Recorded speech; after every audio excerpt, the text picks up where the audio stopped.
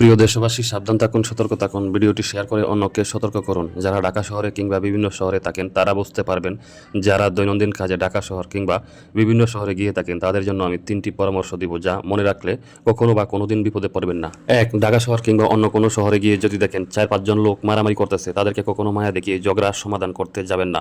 তাহলে আপনি বিপদে পড়ে যেতে পারেন, কারণ এগুলো হচ্ছে একটি চক্র। তাদের আশেপাশে অনেক লোক থাকে, তারা আসবে আপনাকে ফাঁদে ফেলতে। 2. ফ্লাইওভারের রাত্রিবেলায় যদি দেখেন কোনো সুন্দরী নারী বা মেয়ে কান্না করতেছে এবং আপনাকে বলতেছে, ভাই আমি বিপদে পড়েছি, একটু গাড়িটা থামান, সাহায্য করেন, যদি কথায় সাড়া দেন তাহলে আপনার সর্বস্ব লুটে নিবে, কারণ তারা হচ্ছে একটি চক্র। আপনি বাসে ওঠেন অথবা হাঁটতেছেন, এমত অবস্থায় যদি কেউ একজন এসে বলে, ভাই আমি অসুস্থ, আপনার হাতে একটি কার্ড দিয়ে বলে আমি পড়তে ও কথা বলতে পারি না, সেই অবস্থায় আপনি কখনো কার্ডটি মুখের বা নাকের কাছাকাছি আনবেন না, কারণ ওই কার্ডটিতে অচেতন জাতীয় পদার্থ থাকে। যদি কার্ডের গন্ধ নেন তাহলে আপনি বিপদে পড়ে যাবেন, যার ফলে আপনার সর্বস্ব লুট করে নিবে। উপকার করবেন কিন্তু লোক বুঝে। এগুলো বেশি করতে ঢাকার ফার্মগেট এলাকায়।